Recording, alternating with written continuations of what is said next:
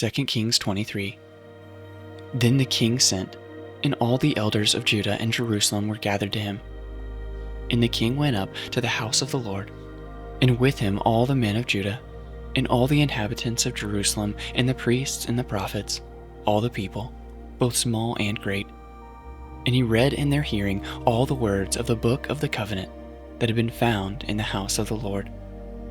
And the king stood by the pillar and made a covenant before the Lord, to walk after the Lord and to keep his commandments and his testimonies and his statutes with all his heart and all his soul, to perform the words of this covenant that were written in this book.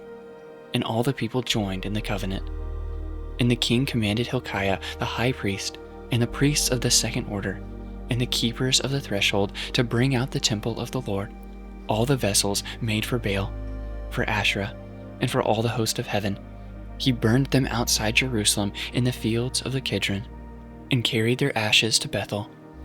And he disposed the priests, whom the king of Judah had ordained to make offerings in the high places, at the cities of Judah and around Jerusalem, those also who burned incense to Baal, to the sun and the moon and the constellations, and all the host of the heavens.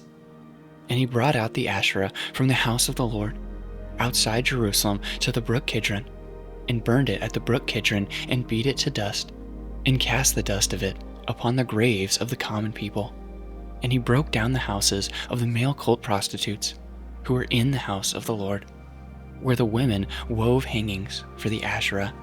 And he brought all the priests out of the city of Judah, and defiled the high places where the priests had made offerings, from Geba to Beersheba.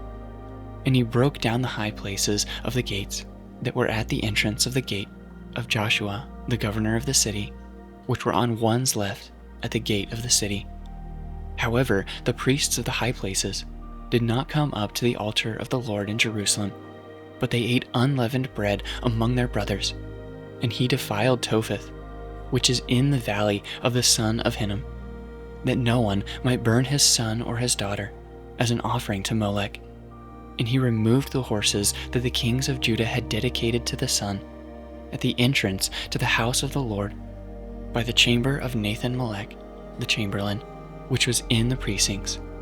And he burned the chariots of the sun with fire, and the altars on the roofs of the upper chamber of Ahaz, which the kings of Judah had made, and the altars that Manasseh had made, in the two courts of the house of the king, he pulled down and broke in pieces and cast the dust of them into the brook Kidron.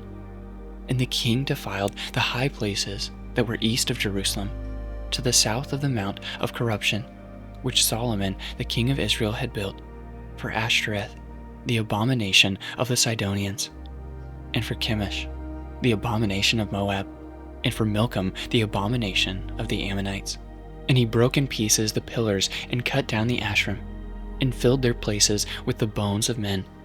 Moreover, the altar at Bethel, the high place erected by Jeroboam the son of Nebat, who made Israel to sin, that altar with the high place he pulled down and burned, reducing it to dust.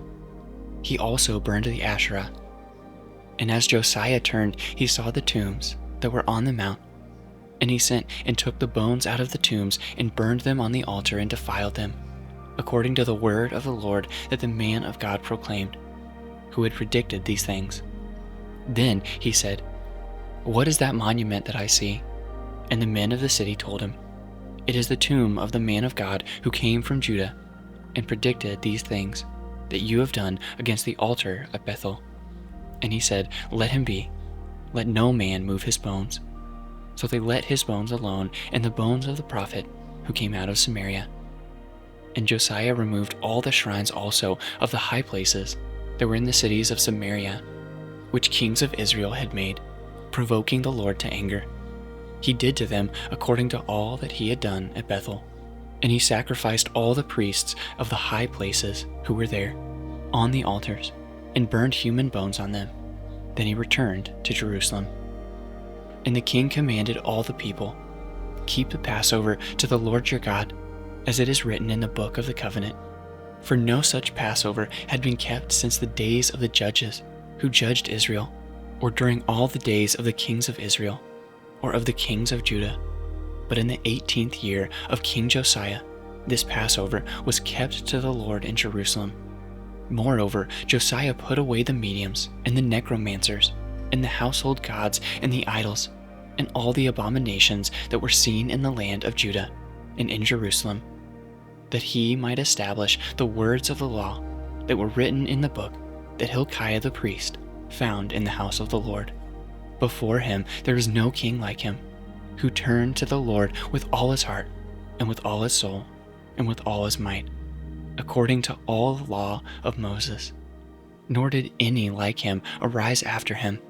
Still the Lord did not turn from the burning of his great wrath, by which his anger was kindled against Judah, because of all the provocations with which Manasseh had provoked him. And the Lord said, I will remove Judah also out of my sight, as I have removed Israel. And I will cast off this city that I have chosen, Jerusalem, and the house of which I said, my name shall be there. Now the rest of the acts of Josiah, and all that he did, are they not written in the book of the Chronicles of the kings of Judah? In his days Pharaoh Necho, king of Egypt, went up to the king of Assyria, to the river Euphrates. King Josiah went to meet him, and Pharaoh Necho killed him at Megiddo as soon as he saw him. And his servants carried him dead in a chariot from Megiddo, and brought him to Jerusalem, and buried him in his own tomb. And the people of the land took Jehoahaz, the son of Josiah, and anointed him, and made him king in his father's place. Jehoahaz was 23 years old when he began to reign, and he reigned 3 months in Jerusalem. His mother's name was Hamutal, the daughter of Jeremiah of Libnah. He did what was evil in the sight of the Lord, according to all that his fathers had done. And Pharaoh Necho put him in bonds at Riblah, in the land of Hamath, that he might not reign in Jerusalem, and laid on the land a tribute of 100 talents of silver and a talent of gold.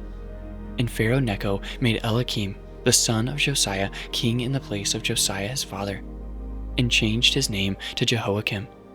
But he took Jehoahaz away, and he came to Egypt and died there. And Jehoiakim gave the silver and the gold to Pharaoh, but he taxed the land to give the money according to the command of Pharaoh. He exacted the silver and the gold of the people of the land, for everyone according to his assessment, to give it to Pharaoh Necho.